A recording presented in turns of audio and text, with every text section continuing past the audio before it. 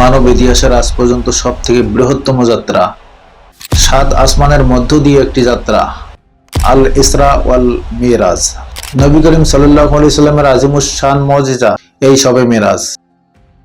প্রত্যেক মুসলমান বিশ্বাস করেন যে মুহাম্মদ সাল্লাল্লাহু আলাইহি সাল্লাম একটি ডানাওয়ালা ঘোড়ায় চড়ে আল্লাহর সঙ্গে দিদার করতে গিয়েছিলেন। পবিত্র কোরআনে আল্লাহ পাক লাইলান শব্দ ব্যবহার করেছেন, যার অর্থ রাতের কিছু অংশ। অর্থাৎ নবী করিম সাল্লাল্লাহু আলাইহি সাল্লাম সশরীরে রাতের সামান্য কিছু অংশে মসজিদে হারাম থেকে আকসা, তারপর সাত আসমান পাড়ি দিয়ে আল্লাহর সঙ্গে সাক্ষাৎ করে আসেন। আচ্ছা, এই ঘটনাটির হকিকত কি, কতটা যৌক্তিক, আসুন জানিয়ে আজকের এই ভিডিওতে। আসলে নবী করিম সাল্লাল্লাহু আলাইহি সাল্লামের সবথেকে কঠিন সময় নবুয়তের 10 বছর পর মক্কায় এই বিস্ময়কর যাত্রা ঘটেছিল। আপনি হয়তো জানেন, রাসূলুল্লাহ সাল্লাল্লাহু আলাইহি সাল্লাম জন্মের পূর্বেই পিতা আব্দুল্লাহকে হারিয়ে ফেলেন। 6 বছর পর মাতা আমিনাও ইন্তেকাল করেন। এরপর 8 বছর বয়সে দাদা আব্দুল মুতালিবও ইন্তেকাল করেন। কিন্তু আব্দুল মুতালিব নবী সাল্লাল্লাহু আলাইহি সাল্লামকে লালন পালন করার সমস্ত দায়িত্ব আবু তালিবের কাছে দিয়ে যান। 25 বছর বয়সে নবী করিম সাল্লাল্লাহু আলাইহি সাল্লাম মা খাদিজাকে বিয়ে করেন। নবী সাল্লাল্লাহু আলাইহি সাল্লামের সবথেকে কাছের মানুষ ছিল আবু তালিব এবং মা খাদিজা। নবুয়ত প্রকাশের সময় চাচা আবু তালিব নবীজির ঢাল হিসাবে ছিলেন। তিনি কাফেরদের হাত থেকে নবীজিকে অনেকবার রক্ষা করেছেন। কিন্তু কিছুদিনের ব্যবধানে মা খাদিজা এবং আবু তালিব দুজনেই ইন্তেকাল করেন। এতে নবী করিম সাল্লাল্লাহু আলাইহি সাল্লাম মুহমান হয়ে পড়েন। আর কাফেরদের অত্যাচার এত বেশি বেড়ে যায়, তায়েফের কাফেররা নবীজিকে পাথর দিয়ে এত আঘাত করেন যে নবীজির জুতা মুবারক রক্তে ভরে যায়। আর সেই সময় মক্কায় নবীজির নাগরিকত্বও বাতিল হয়ে গিয়েছিল। এই কঠিন সময় আল্লাহ পাক তাবারক ওয়া তাআলা তার বন্ধুকে তার সান্নিধ্যে নিয়ে আসেন। এই যাত্রাটি ছিল রাসূলুল্লাহ সাল্লাল্লাহু আলাইহি সাল্লামের জীবনের টার্নিং পয়েন্ট। মানে মিরাজের পর ইসলামের অনেক পরিবর্তন আসে। এর পূর্বে নবীজি অনেক কষ্টে জীবনযাপন করেছিলেন, কিন্তু এই যাত্রার কিছুদিন পর নবী সাল্লাল্লাহু আলাইহি সাল্লাম মদিনায় হিজরত করেন আর সেখানে একটি নতুন রাষ্ট্রের নেতা হন। আর জীবন সম্পূর্ণরূপে বদলে যায়। আসলে মক্কায় থাকাকালীন একদিন মধ্যরাতে জিবরাইল আলাইহিস সালাম রাসূলুল্লাহ সাল্লাল্লাহু আলাইহি সাল্লামকে মক্কা থেকে বুরাকে করে বাইতুল মুকাদ্দাসে নিয়ে যান। বুরাক এই শব্দটি বারকুন থেকে এসেছে, যার অর্থ বিদ্যুৎ। হতে পারে তার দ্রুত গতির জন্যই এই নাম রাখা হয়েছে। বাইতুল মুকাদ্দাসে রাসূলুল্লাহ সাল্লাল্লাহু আলাইহি সাল্লাম সমস্ত নবীদের ইমামতি করেন। তারপর সেখান থেকে নবী সাল্লাল্লাহু আলাইহি সাল্লামকে জিবরাইল আমিন প্রথম আসমানের দিকে নিয়ে যান। প্রথম আসমানে রাসূলুল্লাহ সাল্লাল্লাহু আলাইহি সাল্লাম হযরত আদম আলাইহিস সালামের সঙ্গে সাক্ষাৎ করেন। হযরত আদম আলাইহিস সালাম বিশ্বজগতের প্রথম মানুষ এবং পৃথিবীতে সমস্ত মানুষ তারই সন্তান। সালাম হলো। এরপর নবী সাল্লাল্লাহু আলাইহি সাল্লাম দ্বিতীয় আসমানের দিকে গেলেন। সেখানে তিনি হযরত ঈসা আলাইহিস সালাম এবং ইয়াহইয়া আলাইহিস সালামের সঙ্গে দেখা করলেন। ঈসা আলাইহিস সালাম এবং ইয়াহইয়া আলাইহিস সালাম হলেন একে অপরের খালাতো ভাই, যাদেরকে খ্রিস্টান ধর্মে জেজাস এবং জন দ্য ব্যাপটিস্ট বলা হয়। তেনারা আজ থেকে 2000 বছর পূর্বে ফিলিস্তিনে জন্মগ্রহণ করেন। তাদের জীবন অনেক কষ্টে কেটেছিল। ইয়াহইয়া আলাইহিস সালামের মাথা কেটে একটি ইহুদি চরিত্রহীন নারীকে হাদিয়া হিসেবে দেওয়া হয়েছিল। ইয়াহইয়া আলাইহিস সালামের ঘটনাটি আজ আমরা কারবালার সঙ্গে তুলনা করতে পারি। এরকমভাবে ঈসা আলাইহিস সালামকেও তারা ক্রুশবিদ্ধ করতে চেয়েছিল। তার পূর্বে মহান আল্লাহ তাআলা ঈসা আলাইহিস সালামকে আসমানে উঠিয়ে নেন আর বাহকের চেহারাকে ঈসা আলাইহিস সালামের চেহারার অনুরূপ করে দেন। কোরআনে ইয়াহইয়া আলাইহিস সালামের কথা 5 বার এবং ঈসা আলাইহিস সালামের কথা 78 বার উল্লেখ করা হয়েছে। সালাম হওয়ার পর নবী সাল্লাল্লাহু আলাইহি সাল্লাম তৃতীয় আসমানে গেলেন। তৃতীয় আসমানে হযরত ইউসুফ আলাইহিস সালামের সঙ্গে দেখা। ইউসুফ আলাইহিস সালাম আজ থেকে প্রায় 3600 বছর পূর্বে ফিলিস্তিনে জন্মগ্রহণ করেন। আর আমরা সকলেই জানি তিনি কিভাবে মিশরে গিয়ে ভাইসরয় হন, যেটি ছিল সেই সময়ের সুপার পাওয়ার, অর্থাৎ সবথেকে বড় মন্ত্রী। ইউসুফ আলাইহিস সালামের নামে কোরআনে একটি অধ্যায়ও আছে, সূরা ইউসুফ। তিনি একমাত্র নবী যিনার ডিটেইলস বাইবেলের থেকেও কোরআনে বেশি বর্ণিত হয়েছে। এরপর নবী সাল্লাল্লাহু আলাইহি সাল্লাম জিবরাইল আমিনকে নিয়ে চতুর্থ আসমানে চলে যান। সেখানে আসেন হযরত ইদ্রিস আলাইহিস সালাম। আদম আলাইহিস সালাম এবং শীষ আলাইহিস সালামের পরে ইদ্রিস আলাইহিস সালামকে মানব জাতির তৃতীয় নবী হিসেবে বিবেচনা করা হয়। আর তিনি বিশ্বের প্রথম ব্যক্তি যিনি জুলুমের বিরুদ্ধে প্রথম জিহাদ করেছিলেন। শুধু তাই নয়, ইদ্রিস আলাইহিস সালামকে বিশ্বের প্রথম বিজ্ঞানী হিসাবেও বিবেচনা করা হয়, কারণ তিনি সর্বপ্রথম দুনিয়াতে কলম ব্যবহার করেছিলেন। আর সর্বপ্রথম তিনি আকাশের নক্ষত্র ও গ্রহের গতিবিধি পর্যবেক্ষণ করে মানুষের জীবনকে সহজ করে দিয়েছেন। ইদ্রিস আলাইহিস সালামের কথা কোরআনে 2 বার এসেছে। নবী সাল্লাল্লাহু আলাইহি সাল্লাম তাকে সালাম দিলেন, তিনি সালামের জবাব দিলেন। এরপর নবী সাল্লাল্লাহু আলাইহি সাল্লাম পঞ্চম আসমানের দিকে গেলেন। সেখানে তিনি হযরত হারুন আলাইহিস সালামের সঙ্গে সাক্ষাৎ করেন। হারুন আলাইহিস সালাম হলেন মুসা আলাইহিস সালামের ভাই। আসলে যখন মুসা আলাইহিস সালাম নবী হলেন, তো তিনি তার ভাই হারুনের জন্য মহান আল্লাহর কাছে প্রার্থনা করছিলেন যে আল্লাহ পাক যেন তার মিশনে তার ভাইকেও শামিল করে দেয়।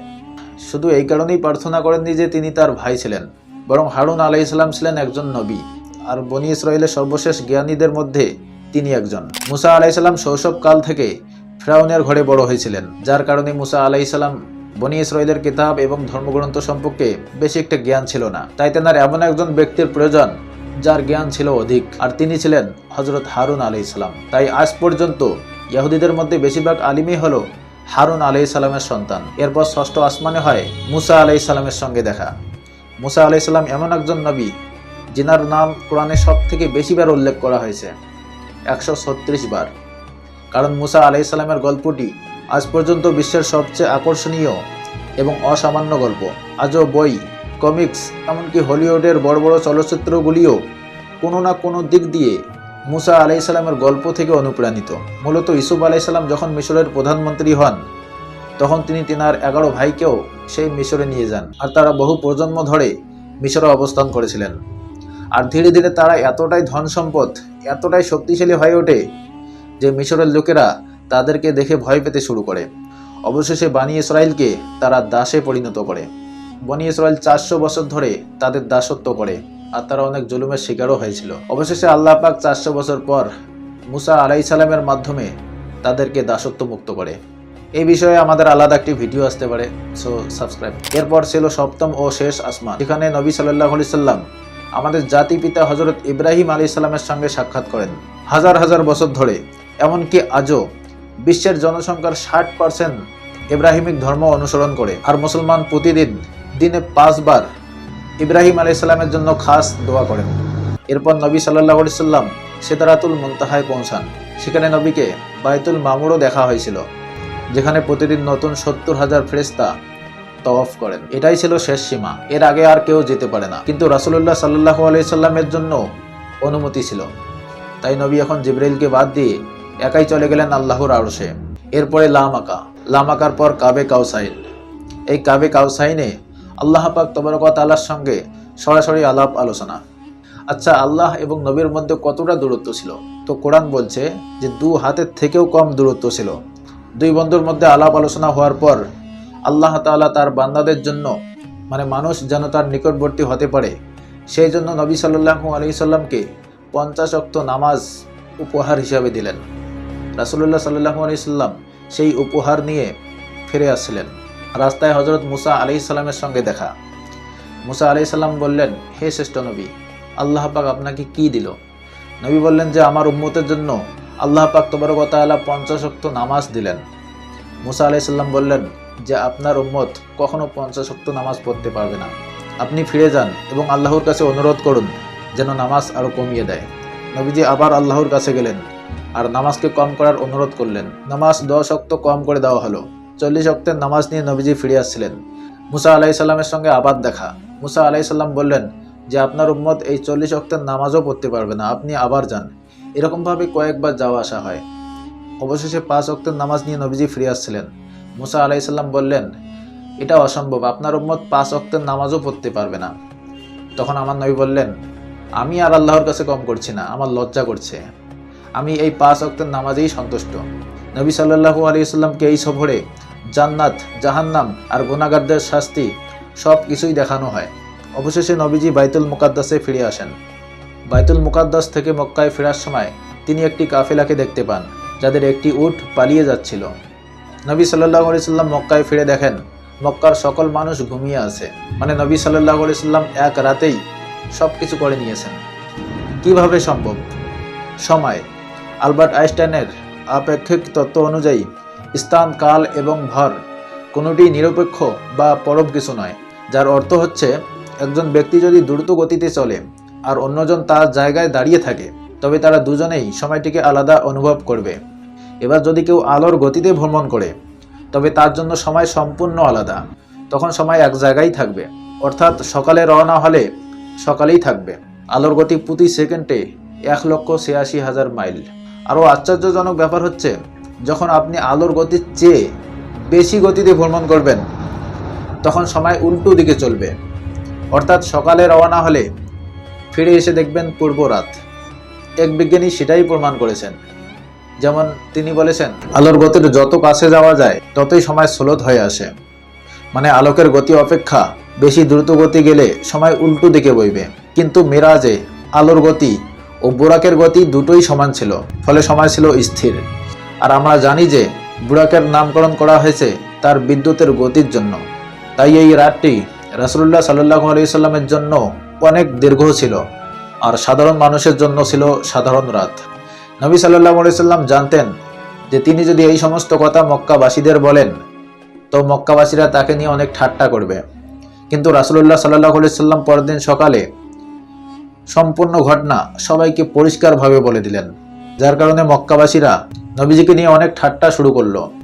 তবে মক্কার লোকেরা নবীজিকে বাইতুল মুকাদ্দাস মানে মসজিদে আকসা নিয়ে অনেক প্রশ্ন করতে লাগলো, কারণ তারা জানতো যে নবীজি এর আগে কখনো বাইতুল মুকাদ্দাসে যাননি। কিন্তু আল্লাহ তাআলা নবীজির স্মৃতি মুবারককে আরো স্ট্রং করার জন্য বাইতুল মুকাদ্দাসকে সামনে পেশ করলেন।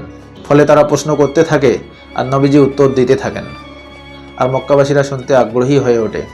নবীজি এটাও বললেন যে মক্কার এক কাফেলার একটি উট পালিয়ে গেছে। কাফেলার লোকেরা যখন মক্কায় পৌঁছালো তারাও বলল যে হ্যাঁ, এটা সত্য। মক্কাবাসীরাও জানলো যে নবীজি সত্য বলছেন। কিন্তু এটি এমন একটি ঘটনা যা বিশ্বাস করা খুবই কঠিন, যার কারণে তখনকার কিছু দুর্বল ইমানের মুসলমান ইসলাম থেকে মুখ ফিরিয়ে নেয়, আর কাফেররা তো সরাসরি অস্বীকার করে।